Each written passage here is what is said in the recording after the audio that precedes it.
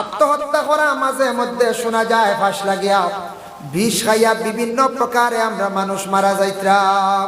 মরণ্যা নিলাম ফাঁস লাগিয়া মরডা, দুইজন একলগেও দেখা যায় মাঝে মাঝে না, দুইজন স্বর্গে গেছেন গিয়া, দুইজন গেছেন গিয়া একলগে আচ্ছা ওই বুল খান গিয়া কিতার লাগি এই নেনরে ফাইতা জীবন সাথী বানাইতা, এই নেনরে ফাইতা গার্জেনটে মানুষ না সবর করিলাও না, কোনো প্রকারে লাইনও ফালাও আনাইলে সবর করিলাও, এতে দুইজন দুনিয়া ছাড়িয়া যাওয়া খান ভালো হইল না।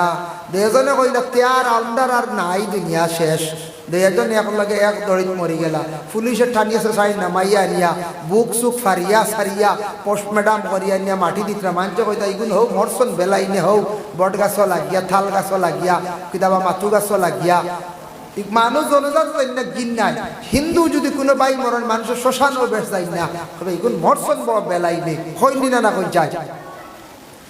বুক ফারা দেখবা, মাথা দেখবা পোস্টম্যাডাম করা হয়েছে, মাথা খাটা হয়েছে ফাটা হয়েছে, মানুষ যেইভাবে ইন্তেকাল হইব, মানুষ যেইভাবে কবরবাসী হইব, সেইভাবে কিয়ামতের দিন উঠিব। তখন এই গরো মানুষ যখন বুক ফারা লইয়া মাথা খাটা লইয়া উঠিবা, আল্লাহ কইবা বন্দারে তোর শরীর তো বালা দিছিলাম, তোর পূর্ণাঙ্গ অঙ্গ দিয়া দিছিলাম, তুই আজকে শরীরের কিছু অঙ্গ কমাই আইলে তার কারণ কিতাম।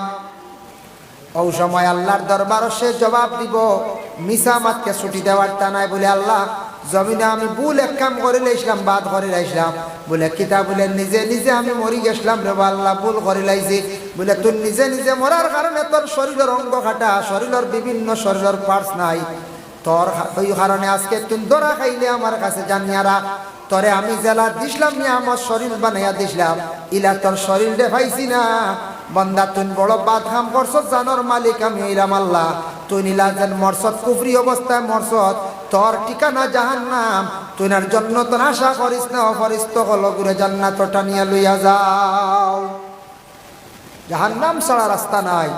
এর জন্য পোস্টম্যাডাম করা হয় বিভিন্ন জায়গা, ফাঁস লাগিয়া বিষ খাইয়া, কেউ গুসা করিয়া, কেউ বাপর উপরে, কেউ বিবির উপরে গুসা করা হারাম। তবে গুসা মানুষ মাত্র আছে, আপনারও আছে, আমার আছে, কন্ট্রোল হইবে, কন্ট্রোলে থাকতে এতে গুসা করে মরিস দানি।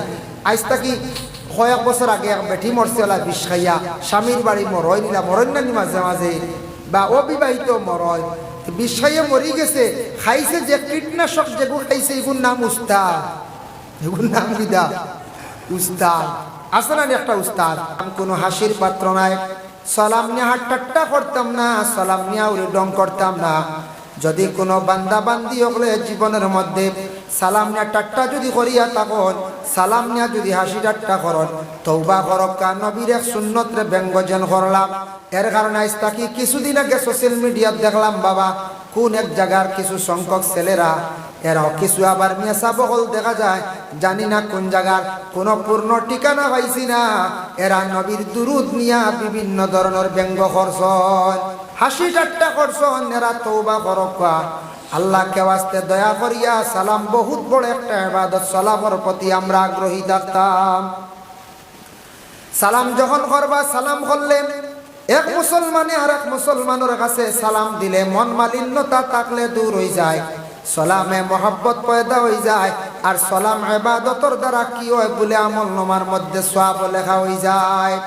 তাফসীরে ইবনে কাসিরের মধ্যে সেই আয়াতের ব্যাখ্যার মধ্যে লেখছেন, কেউ যদি সালাম করেন আসসালামু আলাইকুম, ই বান্দার আমল নামার মধ্যে 10 নেকি আল্লাহ দান করেন। যদি কোন আসসালামু আলাইকুম ওয়া রাহমাতুল্লাহ, 20 নেকি আল্লাহ দান করেন। যদি কেউ সালাম করেন আসসালামু আলাইকুম ওয়া রাহমাতুল্লাহি ওয়া বারাকাতুহু, এই বান্দার আমল নামার মধ্যে 30 নেকি আল্লাহ দান করেন। হোক সুবহানাল্লাহ। এতে বোঝা যায় লম্বা সালামও সওয়াব বেশ, বাট্টি সালামও সওয়াব একটু কম। যদি ফারন লম্বা করি করবা, নতুবা বাট্টিও করবা। সালাম যেই সময় একজনে করল, জবাবটা সুন্দর করি আপনার আমার আদায় করার চেষ্টা করতাম, ওয়া আলাইকুমুস সালাম ওয়া রাহমাতুল্লাহ। সালাম ব্যাপারে একটা আমি ঘটনা আপনাদের সম্মুখে বাবা আনতে চাই। হযরতে উসমান গনি রাদিয়াল্লাহু তাআলা আনহু একদিন হযরতে ওমর আল ফারুক রাদিয়াল্লাহু তাআলা আনহু রে সালাম দিছলা, তান সালামের জবাব পাইছেন না।